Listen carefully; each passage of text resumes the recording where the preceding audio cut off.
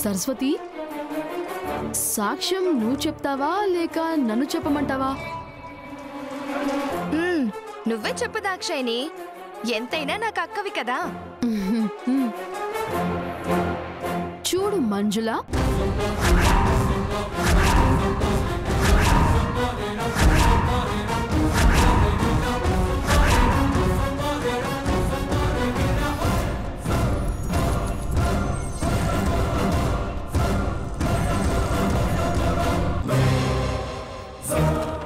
మంజులేనా? అదేంటి పిలుపులో తేడా వచ్చింది? నిన్నంతా అక్క అని పిలిచారు కదా. నీకు తిక్క పుట్టించాలని నీ పక్కనే ఉండడానికి తొక్కలోది నిన్ను అక్క అని పిలవాల్సి వచ్చింది. మర్యాదగా పెట్టే బేడ సర్దుకొని ఇంట్లో నుంచి బయటకు చెక్కే. ఇదేంటి సడన్ గా పార్టీ మార్చి నాకు రివర్స్ అయ్యారేంటి? పార్టీలు మార్చడానికి ఇవేమన్నా అసెంబ్లీ పాలిటిక్స్ అనుకున్నావా? Kitchen politics. నిన్ని ఇంటి నుంచి పరారయ్యేలా చేయడానికి నేను నా ముగ్గురు చెల్లెళ్ళు కలిసి ప్లే చేసిన పాలిటిక్స్.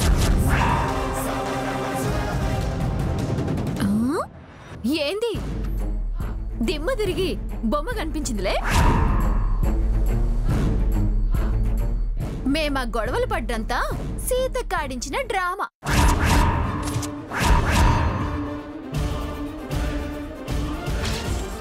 దాక్షాయనక్క, సరస్వతక్క నీ పక్కన చేరుడు కూడా మేము విడిపోయినట్టు నీకు కల్పించిన భ్రమ. మరి పీవైకి వ్రతం కోయిదోరా? అసలు నీకు బుర్రుందా? పీవైకే వ్రతమని ఈ ప్రపంచంలో ఎక్కడైనా ఉందా?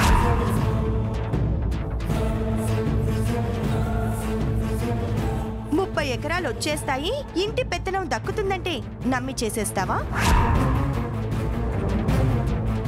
ఈ వ్రతంతో పాటు కోయదొర కూడా రాజన్నయ్యతో మేవాడించిన నాటకమే. అంత దగ.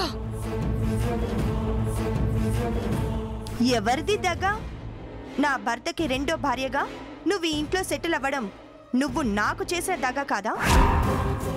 ఉమ్మడాస్తిని నా భర్తతో నువ్వు రాయించుకోవడం అది దగ కాదా? నువ్వు డబ్బులు దొంగతనం చేసి నా చెల్లి దాక్షాయిని దొంగలా చిత్రీకరించే ప్రయత్నం చేశావే, అది దగ కాదా?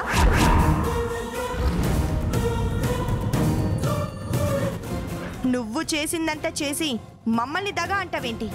మిమ్మల్ని ఊరికే వదలను. ఇంత జరిగినా నీ పొగరు దిగలేదు. ఇదే పూజని అలాగే కొనసాగించమని నా చెల్లెళ్ళకి ఒక్క మాట చెప్పుంటే ఆ టార్చర్ని తట్టుకోలేక నువ్వు పలాయనం చిత్తగించేదాన్ని. సాటి ఆడదానివన్న ఒకే ఒక్క దయతో వాళ్ళని నేను ఆపాను. ఇప్పటికైనా గుర్తు పెట్టుకో, ఈ ఇంట్లో నీ స్థానం ఎప్పటికీ పదిలం కాదు. నిన్న నీకు చేసిందంతా జస్ట్ శాంపిల్ మాత్రమే. నీకు నువ్వుగా ఇక్కడి నుంచి వెళ్ళకపోతే దీనికి 100 రెట్లు నువ్వు చూస్తావు. 30 ఎకరాల కోసం ఆశపడుతున్న నీకు 6 అడుగుల నేల సొంతం అయ్యేదాకా తెచ్చుకోకు. మేము నలుగురం తోడబుట్టకపోయినా మనసులో ముడి వేసుకున్న అక్క చెల్లెళ్ళం.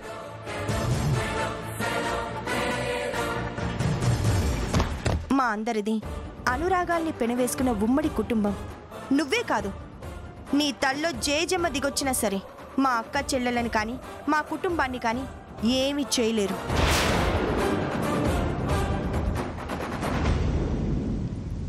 ఏంటి అలా చూస్తున్నావు? నువ్వు తొందరగా ఈ ఇంట్లో నుంచి బయటకు వెళ్తే మంచిది. రండి వెళ్దాం.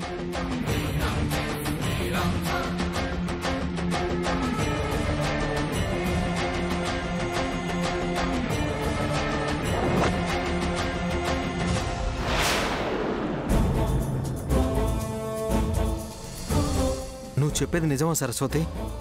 అవును శ్రవణ్, మనకింత మంచి జీవితాన్నిచ్చిన సీతక్కను కాదని ఆ పొట్టిదానికి నేనెలా సపోర్ట్ చేస్తాననుకున్నావు? ఏం చేయమంటావు సరస్వతి?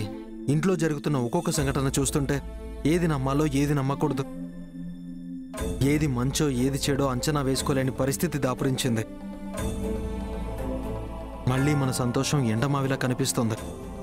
అలా ఏం అవ్వదులే శ్రవణ్. తప్పకుండా ఈ చెడంతా పోయి మనకి మంచి రోజులు వస్తాయి. ఏమో సరస్వతి, మంజుల రూపంలో మనకు పట్టిన దరిద్రం ఇప్పుడిప్పుడే వదులుతుందని నాకైతే అనిపించడం లేదు. వ్రతం పేరుతో మేమంతా టార్చర్ పెట్టినా పారిపోదంటావా శ్రవణ్? పెద్దదిన ప్లాన్ అయితే బాగుండు సరస్వతి, కానీ మీరు ఆ కిలాడిని పెట్టిన టార్చర్ సరిపోదు సరస్వతి. తన స్వార్థం చూసుకుని కుటుంబం నాశనమైనా పర్వాలేదు, అది మాత్రం బాగుంటే చాలని తెగించి సిగ్గు లేకుండా అన్నయ్య భార్యగా తిష్టవేసిన రాక్షసి. ఐసు ముక్కలతో స్నానాలు, ఎండుమిర్చితో ధూపాలు, తులసికోట ప్రదక్షిణలు, ఒకరోజు ఉపవాసం ఇబ్బంది పెడతాయో చెప్పు? మనం మెడలు పట్టి బయటికి గెంటేసి వార్నింగ్ ఇస్తేనే నీతి లేకుండా మళ్ళీ తిరిగొచ్చిన మనిషి ఇలాంటి చిన్న చిన్న విషయాలకు తోకముడుస్తుందా చెప్పు? చూద్దాం శ్రవణ్. ఒక ప్రయత్నం అయితే చేశాం కదా. అక్క కూడా స్ట్రాంగ్ గానే వార్నింగ్ ఇచ్చింది. ఎప్పుడైనా మంచి వాళ్ళకే కష్టాలు వస్తాయి సరస్వతి. డెడికేషన్ లేని వాళ్ళకి, ఎదుటి వాళ్ళ శ్రమని గుర్తించని వాళ్ళకి దేవుడు అవకాశాలు ఇస్తాడు, మంచి జీవితాన్ని ప్రసాదిస్తాడు అని వదిని చూస్తేనే ఎవరికైనా అర్థమవుతుంది. ఎప్పుడూ ఎదుటి వాళ్ళ సంతోషమే తన సంతోషంగా భావించే గొప్ప మనసున్న పెద్దదనకి ఈ మంజులని తల మీద దుదిబండలా పెట్టి ఆమె మనసు ఇంకా కష్టపెడుతున్నాడు దేవుడు. నిజమే శ్రవణ్. కాలమే సమాధానం చెప్తుందని గడ్డుకాలం వచ్చిన ప్రతిసారి మనకి మనమే సమాధానం చెప్పుకుంటాం, కానీ ఆ మంచి కాలం జీవితంలో ఎప్పుడొస్తుందో ఎవ్వరికీ తెలీదు. ఈలోగా మంచి వాళ్లకు కూడా మంచి మీద ఉన్న అభిప్రాయం చచ్చిపోతుంది.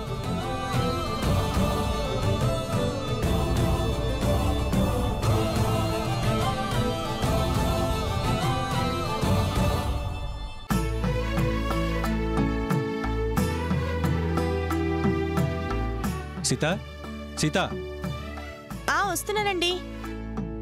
నేను రెడీగానే ఉన్నానండి, బయలుదేరదామా? అదేంటి సీత, మనతో పాటు ముఖ్యంగా డైమండ్ రాజు ఉండాలి కదా, ఏడి ఎక్కడున్నాడు? బావా నేను రెడీ బావా. వెళ్దాం. ఆగండి, ముగ్గురు కలిసి ఎక్కడికి వెళ్తున్నారు? ఏ, నీకు అసలు బుద్ధి ఉందా? మంచి పని మీద బయటికి వెళ్తున్నప్పుడు ఎక్కడికి అని అడగకూడదని తెలీదా? సారీ అండి, ఇలాంటివి నాకు తెలియక అడిగాను. పర్లేదులేండి, చెప్తే తప్పే ఉంది. చిట్టి నాణేలకి నిశ్చితార్థం జరిగింది కదా, పెళ్లికి ముహూర్తాలు పెట్టించడానికి వెళ్తున్నాం. రే నాని, కంగ్రాట్స్ రా, నువ్వు కూడా ఈ క్లబ్లో తొందరలో జాయిన్ కాబోతున్నావు. అంటే నీ ఉద్దేశం ఏంటి శ్రవణ్? పెళ్ళయ్యాక స్వేచ్ఛ పోతుందనా? అందులో ఏమైనా అనుమానమా సరస్వతి? అందరూ మా పెద్ద వదినలా బాధ్యతగా ఓపికగా ఉంటారా? భర్తని బాధ్యతగా చూసుకుంటారా? తమ పైత్యంతో బాధిస్తారు, మాట్లాడితే సోదాపమని అడ్డుపడతారు, మాట్లాడకపోతే మా మాటకు విలువలేదని ఏడుస్తారు. అదో పెద్ద టార్చర్. వామ్మో అని మీరు కాదు శ్రవణ్ అన్నయ్య, మీ మాటలు వింటుంటే నేను అనాలి. అలా అని తప్పించుకోవాలి అనుకుంటే కుదరదు నాని. పెళ్లి చేసుకోవాల్సిందే, చిట్టితో దెబ్బలు తినాల్సిందే. అరే నాని, అందరూ సరదాగానే మాటే తప్ప పెళ్ళి అనేది ప్రతి ఒక్కరికి జీవితంలో ముఖ్యమైన భాగం. జీవితాంతం ఒకరికొకరు తోడుగా ఉండే బంధం. అవును నాని, నీకొక తోడుని, చిట్టికొక బంధాన్ని కలిగించిన మంజులకి మీరిద్దరూ థ్యాంక్స్ చెప్పుకోవాలి.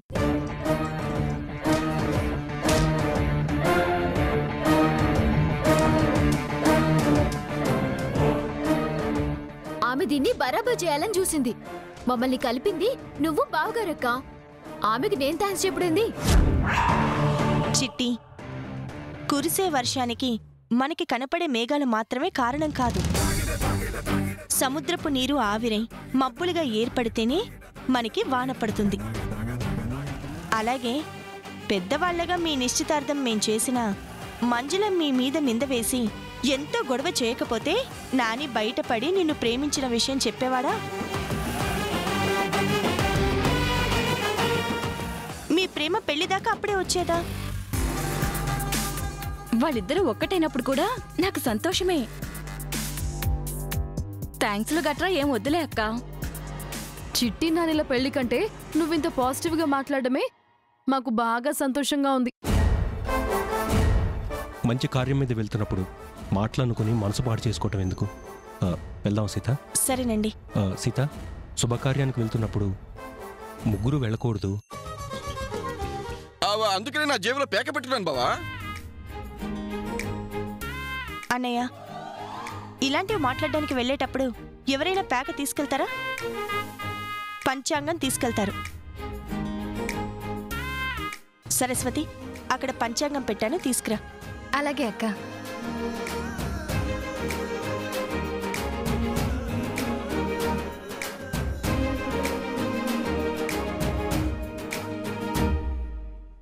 ఇదిగో అక్క. వెళ్దామా?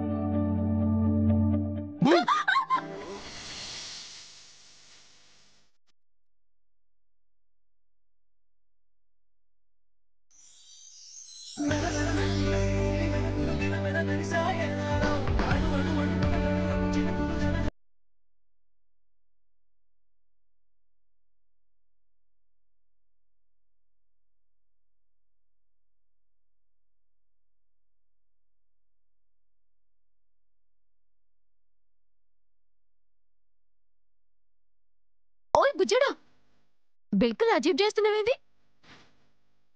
లగ్గం కుదరక ముందే మంచిగుండేది, రోజు కనిపించేటోడివి. ఒక్కింట్లోనే ఉంటున్నాం గాని సరిగా కనిపిస్తలేవు, ముచ్చట్లు కూడా చెప్తలేవు.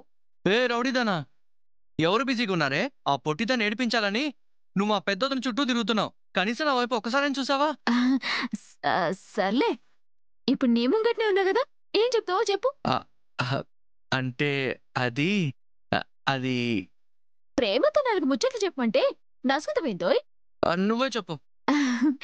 అంటే అది ఏం చెప్పాలా అని సోచాయిస్తున్నా. అయితే నీకు గుర్తొచ్చినప్పుడే పిలు. ఓయ్ ఆగు ఆగు, నగరాలు చేస్తున్నావా? నా నీడ పెట్టుకుని ఏడుకోతున్నావా? నువ్వు ఇన్నే ఉండు. ఏంటి రుబాబ్ చేస్తున్నావు? రేపు పెళ్ళాక కూడా ఇంతేనా? పెళ్ళైనాక బరాబర్ రుబాబు చూయిస్తా, లేకపోతే పెళ్ళం ఎట్లయితా? ఇదిగో నువ్వు ఇలా అన్నావు అంటే మన పెళ్ళికి పైన తదాస్తు దేవతలుంటారంట. పొరపాటునా కూడా నాకు దూరం అయితేనని ఆనకు బుజ్జోడా, నువ్వు లేకుండా నేనుండలేను. నిన్ను గుండెల్లో పెట్టుకొని మహారాజు లెక్క చూసుకుంటా గాని నీ మీద రుబాబు చేస్తానా? ఎందుకే చెట్టి, నీకు నేనంటే అంత ఇష్టం? ఇంతింత గుడ్లేసుకొని గడ్డం పెట్టుకొని బూచడ్ లెక్కుంటావు కదా, అందుకే ఇష్టం. ఇదిగో ఇలా ఆట పట్టిస్తే నేను అసలు ఊరుకొని చెప్తున్నా. ఏం చేస్తావు? ఏంటి మీదకి వస్తున్నావు? ఏం చేస్తావు? నా కాబోయే మొగుడు మీదకొస్తా. కావాలంటే నీ కాబోయే పెళ్ళానికి లంచం ఇచ్చుకో. ఆపు చిట్టి నీ అల్లరి. మన పెళ్లి ముహూర్తం పెట్టించడానికి మీ అన్నయ్య మా అన్నయ్య కలిసి పంతులు గారి దగ్గరికి వెళ్ళారంట. అయ్య బాబోయ్, నాకు శరమైతుంది. అది ఆడపిల్లలకుండే ఆభరణం, నీకు అస్సలు సూట్ కాదు. నన్ను అంటావా నువ్వు? చిట్టి,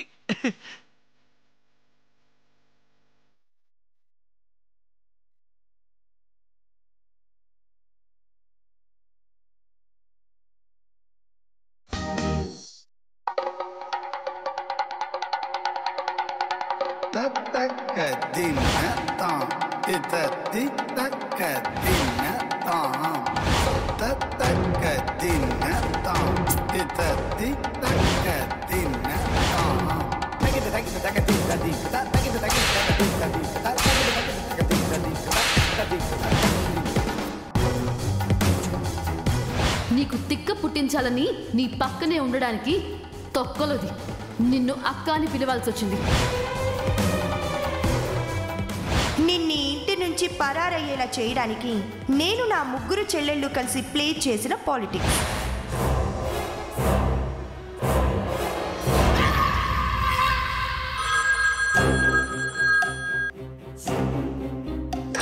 హలో, నేనేనండి. అర్థమైంది, విషయం చెప్పు. నన్ను ఇంటి నుంచి బయటికి గెంటేయాలని ఆ సీత పథకం ప్రకారం నాతో వ్రతం చేయించి నన్ను టార్చర్ పెట్టించింది. సీతతో జాగ్రత్తగానే కాదు, మొండిగా కూడా ఉండాలని నిన్ను గతంలోనే హెచ్చరించాను. బ్లాక్మెయిల్ పేరుతో రామరాజుని నా గుప్పెట్లో పెట్టుకున్నంత వరకే నువ్వు నీటిలో చేపలా బ్రతకగలవు. ఏమాత్రం నువ్వు ఏమరపాటుతో ఉన్నా నీకు నువ్వుగా ఇల్లు వదిలి పారిపోవడానికి సీత వేసే ఎత్తుగడలకు ఒడ్డున పడిన చేపల గిలగిలా కొట్టుకుంటావు. నీ వెనక నేనున్నాను. అక్కడ ఏం జరిగినా భయపడకు. పట్టుదల సడలి పారిపోవాలన్న ఆలోచనని పొరపాటును కూడా నీ మదిలోకి రానివ్వకు. నీకు జరిగిన అవమానానికి రిటర్న్ గిఫ్ట్ నేనిస్తాను. అలాగేనండి. జాగ్రత్తగా ఉండు. నీ జాడ తెలిసే వెసులుబాటు సీతకు అస్సలు కలగనివ్వకు.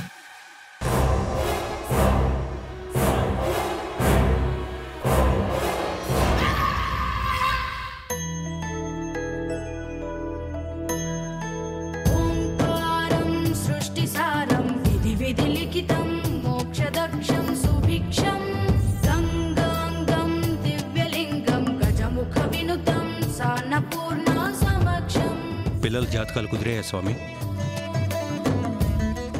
జాతకాలలో ఎలాంటి దోషం లేదు రామరాజు. కళ్యాణం జరిపించొచ్చు.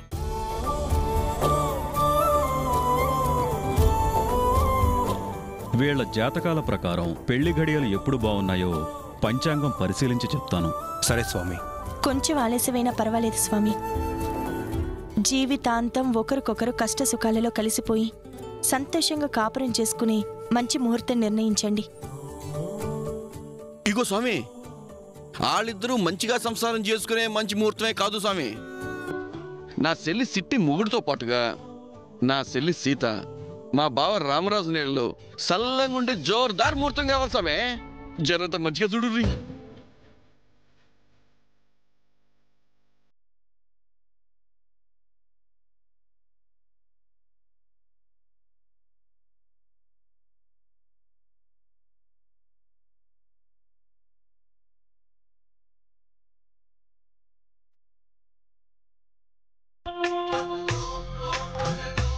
రామరాజు, పిల్లల జాతకాల ప్రకారం ఆశ్వీజ శుద్ధ దశమి అనగా విజయదశమి రోజు ఉదయం 10:27 దివ్యమైన ముహూర్తం ఉంది.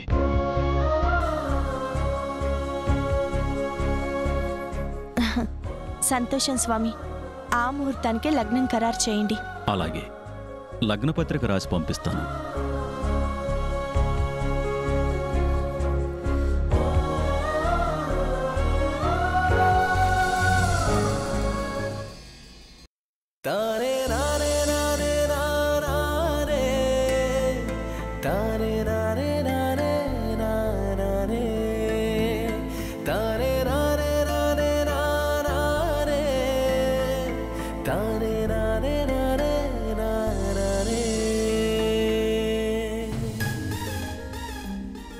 నీ పెళ్లి ముహూర్తం ఎప్పుడో తెలుసుకోవాలని ఆశగా ఉందా? అవక్క లేలే, అదేలే. ప్రేమించిన వాడిని పెళ్లి చేసుకునేటప్పుడు ఆ మాత్రం ఆతృత కంగారు ఉంటాయిలే చిట్టి, తప్పేం లేదు.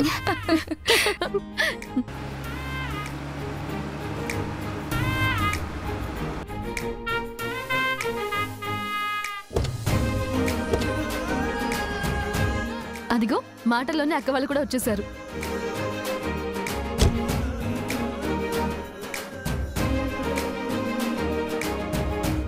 అక్క, పాపం చిట్టి మీకోసమే ఎదురు చూస్తోంది.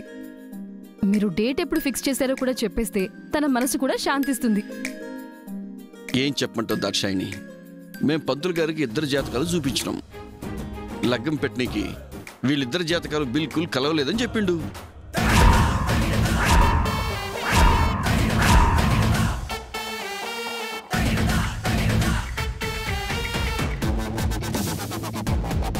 అన్నయ్య, నువ్వు ఊరుకో.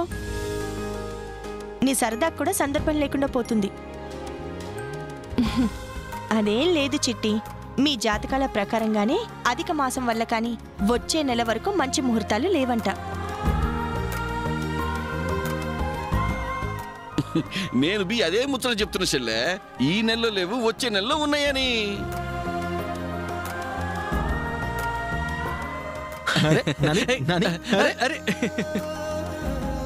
వచ్చే నెల సరిగ్గా విజయదశమి రోజున వీళ్ళిద్దరి జాతకం ప్రకారం ముహూర్తం కుదిరింది.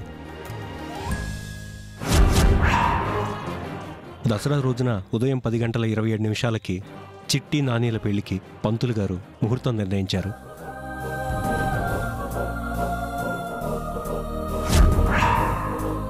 హలో కాబోయే కొత్త జంట, మేమంతా ఇక్కడే ఉన్నాం. కొంచెం ఆ విషయం గుర్తుపెట్టుకోండి. సరస్వతి, సమయానికి ఇంట్లో స్వీట్ కూడా లేదు. పంచదారన్న తీసుకొచ్చి అందరి నొళ్ళు తీపిచేయి. అలాగే అక్క. ఆగు సరస్వతి,